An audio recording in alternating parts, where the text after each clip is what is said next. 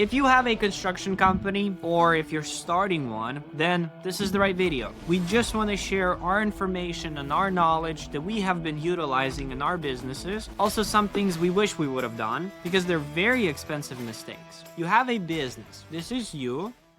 And you're happy because it's your business and you're making money. And you have one van that you have to worry about. Sometimes you have a helper. At this point, you technically don't need any help. All your finances, documents, you can label and categorize all of that yourself. Although I would suggest running a software, something like Monarch, would just simply help you to understand at the end of every month if you're profitable or not. In the beginning, when it's just you, a helper in one van, it will just simply help you to run your business. The next level would be adding an additional crew. Also, you have your helper here.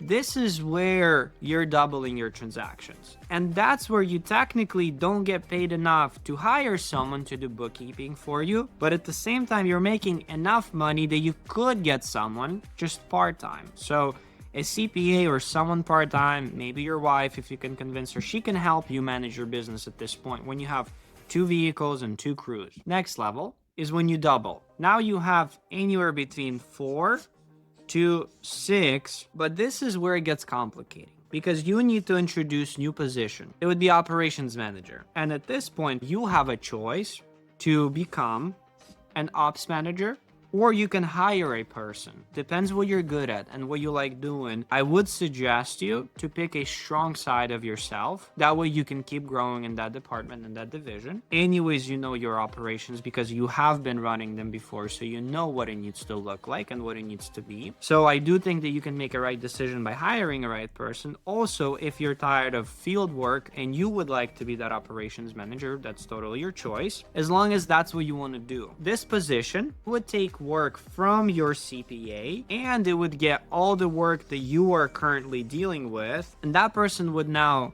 be working 70%, scheduling, verifying that the projects are done, answering the emails, phone calls, text messages, and from CPA perspective, he would be labeling all the transactions, categorizing your expenses, tracking your vehicle registration and fees. Also, he can handle all the questions from all your 4-6 teams, and they would be calling, sometimes a lot. If you're running a project yourself, your customer needs a quick answer. Your team needs a quick answer. So I do think that if it's not you, then having someone at this point would just help you to level and scale your team faster. Because what we're doing right here is we want to make sure that your company is in a healthy structure. And what I mean by healthy structure is that it can be sold later if you choose to. And in order for it to be sold, you need to have proper positions in proper place. That way you're not the main risk factor. If the business gets sold, new owner comes in, everything operates smooth and soft. If you want to take ops position, it would be a temporary position because there's other positions that you might want to take over after. There's also external operations that you need to manage the quality of your guys, inspections, reports, customer relationship. There's things you can do on the field and there's also things you can do in the office. So you just simply have to choose what hat you want to wear at this position, because at this point you can afford to hire one person in the office. That would be an operations manager that would help you with finances and would help you with field management. Next level is when you're managing 10 to 15 crews. That would definitely be employees mixed with subcontractors, somewhere between 40 to 60 or 30 to 70. That would be your choice. This is where you need to start thinking seriously about your finance. So it's cool, you have your operations manager. If he manages 10 to 15 projects, A, his head is going to be exploding. B, he's not going to be able to remember all the micro details, specifically in finances. Now, finances become a very important priority. The reason for that is there's a lot of risk. You're touching a lot of projects, you're operating a lot of crews. There's a lot of mistakes that can happen and they get really expensive. That's where, to your ops, we create a new position. It would be someone like CFO. This person would tell you if you can invest or cannot invest into specific fields, in which direction you should go, what's the strategic investment in order to build a strong and healthy business. We have to break through to the next level. How do we break 10 to 15 vehicles, 10 to 15 crews, 10 to 15 projects, call it how you like it? How do we get to 20, 30, 50 projects? And here we are introducing new position that's called sales. Once you got your projects organized, then you got your finances organized.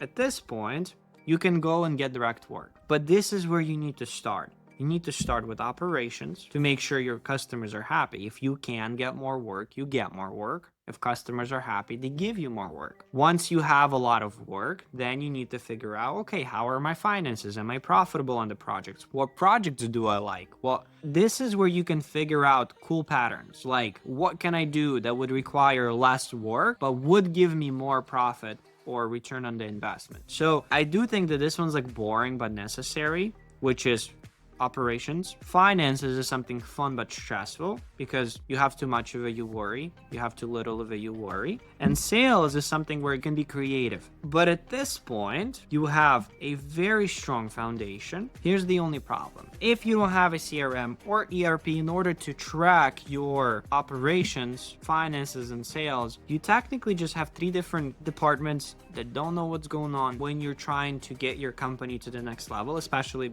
it being sellable. Your investors will ask a lot of statistics, a lot of database. Another point is when you're trying to go 50 plus, you definitely need your team bigger. You need them stronger, you need them smarter, you need them to cooperate with each other. And that means you need to increase the capabilities of each team. The first thing you could do is you can hire a helper. The problem with that, this is the most expensive upgrade you can do.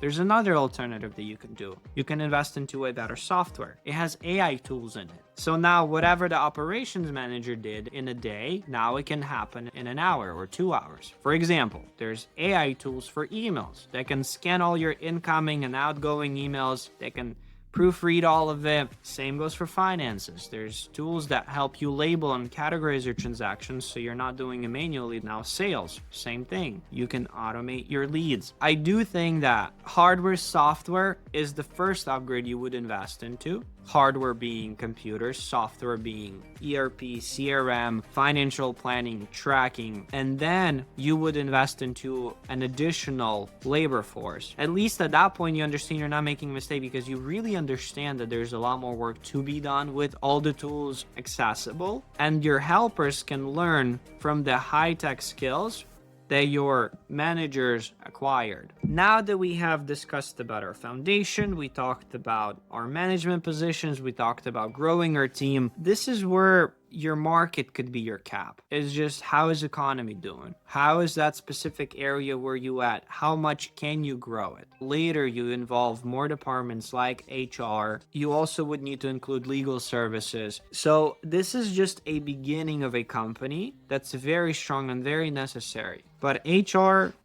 until you need it in-house, you can always get an external like you did with a CPA in the beginning. Then also with legal services, you don't have to have a lawyer internal. You can also have it external for the beginning.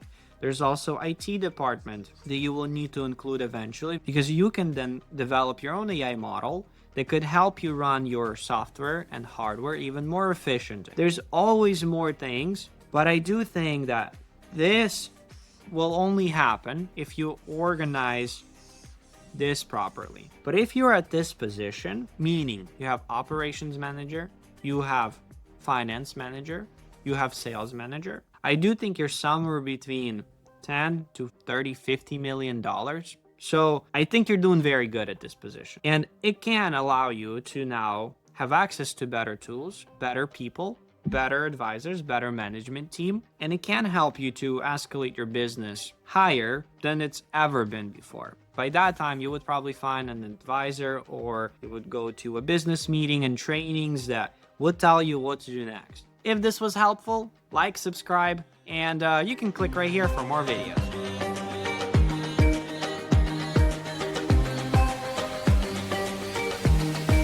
701.